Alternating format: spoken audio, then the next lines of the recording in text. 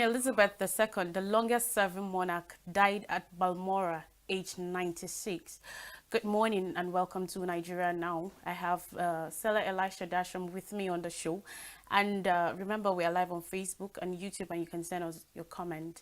Stella, as the former Nigeria colonial masters, we send our condolences to the royal family and the huge part the Queen played during the colonial era, and even as a human, there are so many good attributes sent to the family and said about her based on the things she has done and her service to humanity. Of course, we cannot overemphasize the role she played, just like you said, during the independence, handing over to Nigeria so that we could actually, be a nation on our own. And then all she has done thus far, having about 15 prime ministers working on that, that actually she has really left her footprints. And for King Charles, I'll be taking over from her. He has a lot to do also to learn from her. So just like you said, we send our condolences to the family and to the whole of Britain over the demise of Queen Elizabeth.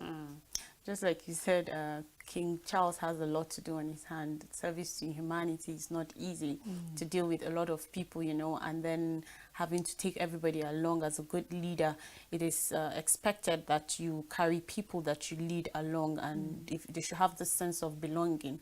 And so we wish him all the best, even as he takes up the throne, and the mantle of leadership is not going to be easy. But we pray that the Lord that has guided the Queen throughout will also see him through. And today we're still talking about Nigerian issues, as always, and then still the issue of PDP, the issue of Ayu. Days ago, Wike said Ayu should resign, and a lot of other controversies came up and all of that, with Ayu calling them children and, all that played out. And yesterday it was the National Executive Committee of the PDP have had the vote of confidence for Ayu, and he still remains the PDP chairman, although I'm sure some people are not really comfortable with it, happy. Excited or not happy about the issue. But then that's the party, and that's what they choose, and that's the person they want to lead the party for them. Aside Ayu having been still as the national chairman, we still have Aminu Tambuwal that has resigned as well from the Governors Forum as chairman of the Governors Forum, and then someone else has to take place. And all the issues and that happened during the primary. Someone said Tambuwal lost his pride, or I don't even know the right word to use now. But then probably I see that as one of the issues for him to resign.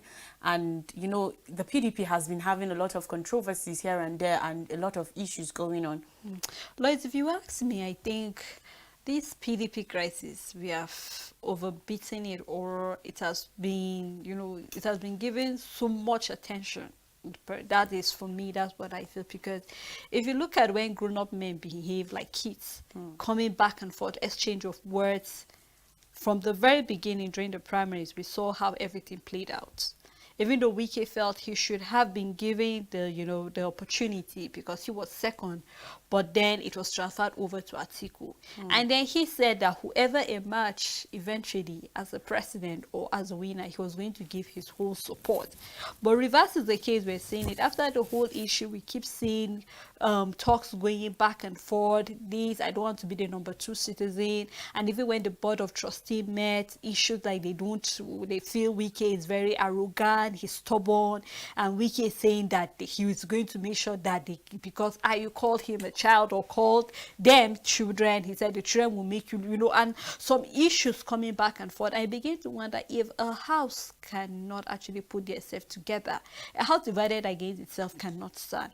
Because if we're having campaign coming from the 20th of September, and then eventually things will start going on, they are yet to even come up with who their campaign DG is as of now, because of the controversies they are having. So they are here to put their house in order. And if you are unable to put your house in order, what now happen when eventually you now emerge as a presidency or or number one citizen? How long would it now take you to start appointing various positions at the end of the day? So I feel that PDP needs to put themselves together. I remember when APC came to power, they spent most of their time blaming the opposition party, which is PDP, for doing one or two things, being the reason why we are where we are today. And from the way the opposition party is going presently, it seems as if they are not different from their other, the APC, which they are complaining that they kept blaming them. So I think rather than pushing blame left, right, and center, they should come together, be united, and say, okay, what can we do now? Because eventually, Wike is already going to step down. He's no longer, he has already served his 2 term in the Rivers as the Rivers State Governor. So eventually, he will have to step down. What now happen next after that? So I think when you see men of this caliber exchanging word left, right, and center, and beginning to take the center focus in the political era that we are in now, then you begin to tell you a lot about who they are, their personality. Wike also has his own internal crisis where he's having with Amechi left, right, and center. Till date, there are other issues. So you see, I feel that PDP needs to come together and realize that no matter what the differences are, this should not be exposed to the other, outside their own character. They should be able to resolve whatever internal crisis they are having, and then we can move further at the end of the day. It's really important. I always say they should take care of their issues. If they have personal internal crisis, or they have personal issues between each other, I think they should take care of it. Because at the end of the day, let's say they win the election and then they still have this internal crisis going on between party members. I don't think it speaks well of them. And at the end of the day, they will end up spending the time they need to do other national issues, to deal with national issues they're dealing with the party. We don't say they should not have. They are human beings. They will definitely have issues. But not the thing is, you shouldn't allow the issues, whatever issues you have with your party members, drag for so long. And at the end of the day, people will look at you in a light that doesn't even look well, or in a manner that it doesn't even sound well. So at the end of the day, the purpose in which the party is even set up, or the purpose in which you won the election, at the end of the day will not even be achieved. And then talking about the issues of election, the CAN policy guidelines of the 2023 general elections produced by the Politics and Strategy Committee of the Christian Association of Nigeria, CAN, says it was released August 2022. That's last month. I'll just take it a little out of the things they mentioned. The church in Nigeria is emphatic that the emergence of the president of Nigeria through the 2023 general elections will be a make or mar development for the church, and should not be based simply on party affiliation, ethnic or regional considerations. The fundamental basis for consideration should be an objective assessment of the candidates, and they mentioned some standards that candidates should look, or what electorates should look out for when it comes to the candidates they want to vote for. We've always been talking about looking at competence, look at former records of whoever you think you are supporting or you want to vote for, because we've had a lot of people that have come to give us one thing or the other, promises that at the end of the day we don't see them fulfilling. So we need people that are competent enough, people that have good past records that will take this country from where it is to a better light. So there were 3 core standards that they used to measure 3 core standards to measure our character, competence, and capacity. These are 3 fundamentals on which candidates should be judged. And then we should share character, fear of God, integrity, honesty, truthfulness, and the rest of them, accountability and transparency, selflessness, respect for rule of law, value for human life, sense of fairness and justice for all, respect for diversity, that's talking about religious plurality and ethnic diversity, ability to sacrifice for the common good, personal discipline, compassion, trustworthiness. And then when we talk about competence, we talk about track record. Like I said earlier, that's performance in previous positions held, academic qualification, crucial for current global realities, effective representation of the country to the outside world, promotion of the nation's image globally, leadership quality, quickness to grasp issues and respond appropriately. Like we talked about the issue of ASU. We need somebody that when such issue comes, the person will be up and about it, not people that would allow issues to linger for so long. Look at the issue of ASU. For 7 months now, we are still on it, and then we don't even see lights, although lights will definitely be at the end of the tunnel. At the end of the tunnel, but right now we're still seeing the darkest part of the whole situation. So Khan is calling on calling on to Nigerians to do what is expected. You should not look at people with their vague promises. We should look at some of these fundamental things they have mentioned, the core values and all these things, so that at the end of the day, we will have what it takes to brag about Nigeria being the populous black nation, the giants of Africa and all of that. Because now that we are bragging all of that, there's nothing to show for it as far as I'm concerned. But then when these things are being set in place rightly, I think at the end of the day, we'll have what it takes. You know, if we keep saying that we're going to be bragging about the past glory, where we keep saying we are the giants of Africa, there's no argument about that. We are still the giant of Africa.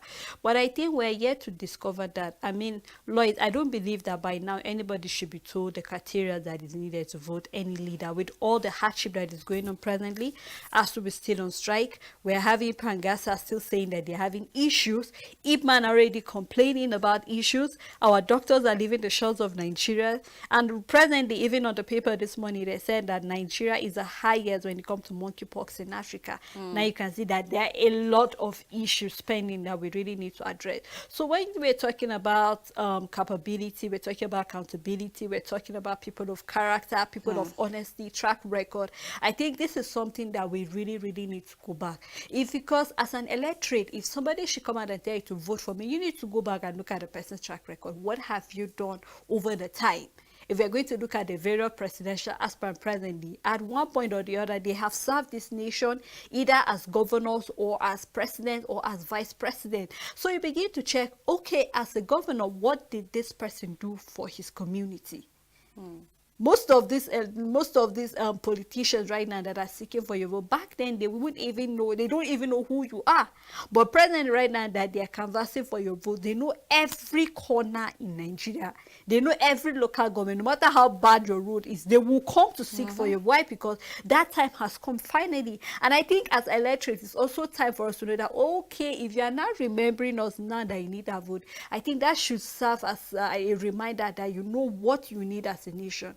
I said this yesterday during our show. I said, if you employ somebody, there are terms and conditions that you've given to the person. You expect certain things to do, and the person did not or will not be able to deliver, you sack and you bring another person.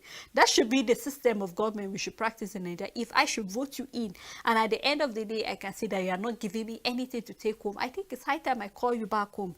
Possibly that is not your calling to serve Nigeria. Maybe you should come back to the farm, because of lately that has been the word, go back to the farm, go back to the farm. If you are not able to serve as a good leader, so far we cannot see any progress from when Nigeria got independent till date.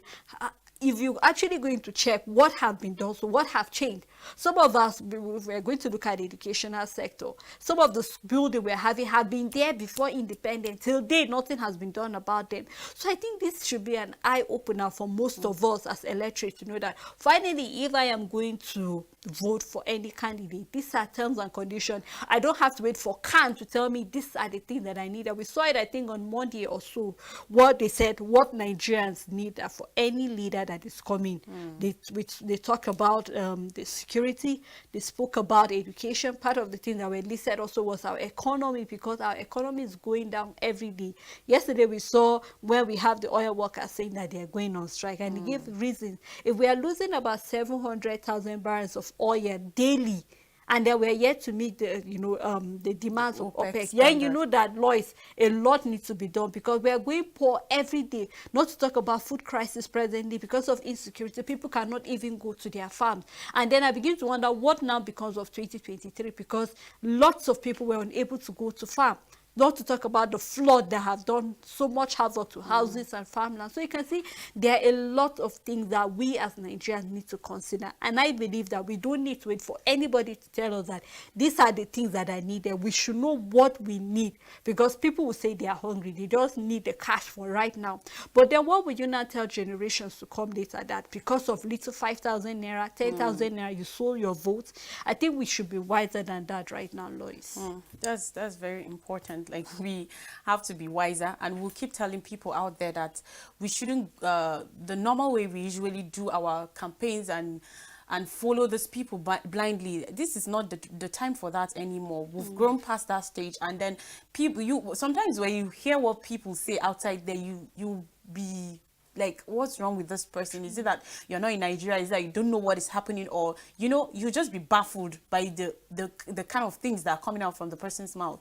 But then we will not stop telling people that you don't need to follow these people blindly. You should check their past records. Like you said, all the people clamoring for or vying for the position of the president, there are people that have served the government in one capacity or the other. If you talk about Atiku, he was a former vice president. You talk about Peter Obi, he was a former governor. When you talk about Tinubu, he was a former governor, and all the other, not just the presidential, we have the governorship, we have the Senate, we have the House of Reps, and all other positions that are there for people to fill up by coming 2023. So we have to look at more of these things that Khan has outlined. I know that, like you said, we don't have to, nobody has to wait for Khan to say something, but since they have said, I think people should listen and people should adhere to it. Like, we don't need to keep doing what we have been doing since, and it's not even working. We should try something else, do something differently, and see if it's going to take you somewhere else. Every time we grow, and we should grow as Nigerians, because all these things that are happening are based on what we have done wrong sometimes. So when we do things differently, when we do what the needful, what we are supposed to do, I think things will change, and something else will come up later, come 2023, because we are really hopeful about the change coming 2023.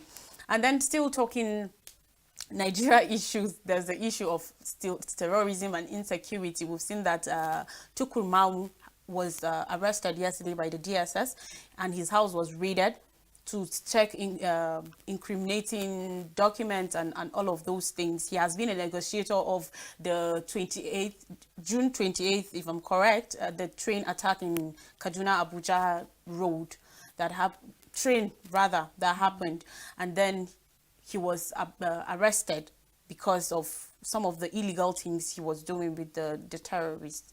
Lois, we're going to look at this. I think it's not just Mahmoud that should be. Before Mahmoud, there was someone, which was Guni.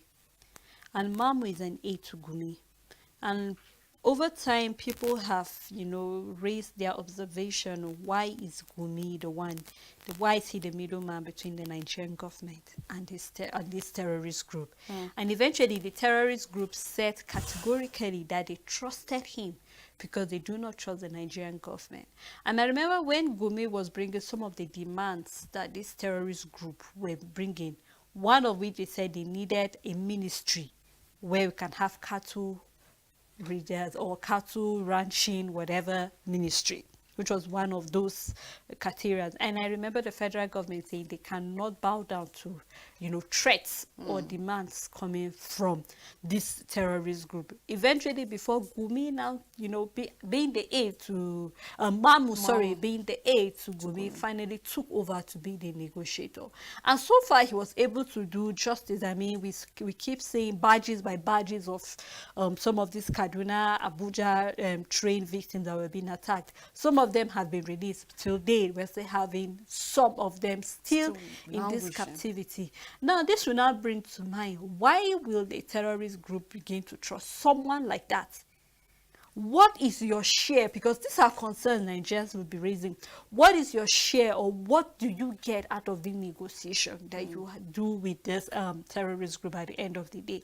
Yes, we know that he was on his way going for one of his pilgrimage journey in Egypt before he was actually arrested by the DSS, and then his house, his computer, his office were raided, computers. In fact, they said some of the things that were found, they found different currencies of different, so you begin to ask question, Lois, what really is the problem? Because I have asked that question, and I know Nigerians are asking that question. Why will this, terrorist group begin to trust someone like Gumi or Mamu? That means there's something somewhere. And even though, yes, we know that interrogation is still going on, we're yet to really get the final take on it. But I think that things like this need to be done, even though people of the opinion that DSS don't have to say everything that they are doing publicly.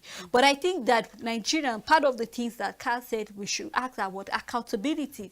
We need people that are capable, that if you say you want to come rule us come 2020, we need to know that our security is safe in your hands. Just today on the paper, we saw that about 40% of teachers in the Northeast have been killed. That means we're left with just 60%. So you see that there are lots of things that need to be addressed. And I hope that even though the DSS are doing their role, lots of things will still be going on around this Mamu DSS interrogation and arrest. But I hope that eventually, at the end of the day, we'll get who the true culprits are. Because over time, we've asked that we need the names of those who are financing Boko Haram. Names have been released, I think, from last year. Over time, we had when the United Arab Nation gave us some of these names of the people that are financing this Boko Haram, and over time we had names that have been given, but we've been asking questions that we say we need, who are they? We don't just want to hear that the federal government is working on the ground. We need you to do it publicly. If back then, I remember when I was younger, when we watched the 9 o'clock news, where we see that someone just a thief or a robber, that's where we have publicly you'll be shot and all that. If that can be done publicly, why can't we also have people that are financing Boko Haram, their faces, their names should be made public so that people can beware? I mean, nobody is above the law. No matter how high and mighty you are, the rule of law really, really need to take its place. So regardless of what the issue is concerning Mamu, I just hope that more interrogation will be done, even though he has said oftentimes that his life is at stake. But then I hope that all that is needed to be done will be done. We should take our time, interrogate this thoroughly, know who are the true culprits behind this, and whatever the issue is, that whoever is involved, the rule of law will truly take its place. You know, it's not just him, just like he said, he can't be working all by himself. Definitely, he has other people doing this together with him. So, just like they've arrested him and they should interrogate, like you said, I think other people that are affiliated to this should also be taken in and interrogated, because we can't keep having issues of terrorism and all these terrorists. How should you be the one to even negotiate with the terrorists? At the end of the day, like, there is something underneath that people don't know. There's something that is going behind the scenes that the common eye is not seeing. So just like they've done this, I think they should do more other. Like you said, Dubai sent names. Even the Rivers former governor of Anambra, that's talking about Peter Obi, said the federal government should bring out the names of those people and then treat them as what they are. Criminals. Because talking about Mamu, he's not just a Nigerian issue. He was arrested in Egypt as well, and he was repatriated back to Nigeria. So all these things, I don't see why they need to treat these people like they are common criminals. Like, these are terrorists we are talking about. Like, okay, although he has not been declared one, but you are having negotiations with terrorists. Like, that's something you and I cannot go and do. And then this is supposed to be something that the government should be able to handle, but not individuals going. We've seen Gumi doing it a lot of times. And then normally you will not just say this is a normal thing that should be happening. So we just hope that the DSS will interrogate more and more people will be taken in, interrogated, and then the rule of law will definitely take its course. Sele? Our time is fast spent. Yeah, don't know if you have something for our viewers before we end the just show. Like we said, in line with the coming election and campaign that are coming, all I like to tell Nigerians is you need to be wise.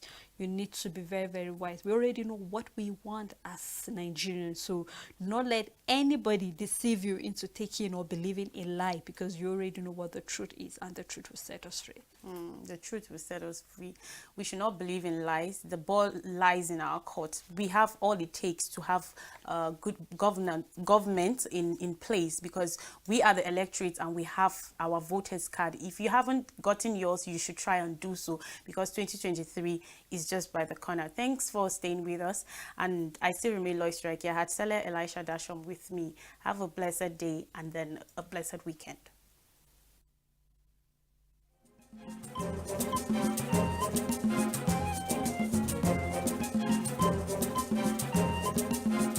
Here for the 50th anniversary of the Great Commission movement of Nigeria. Please keep watching Ekwa Television.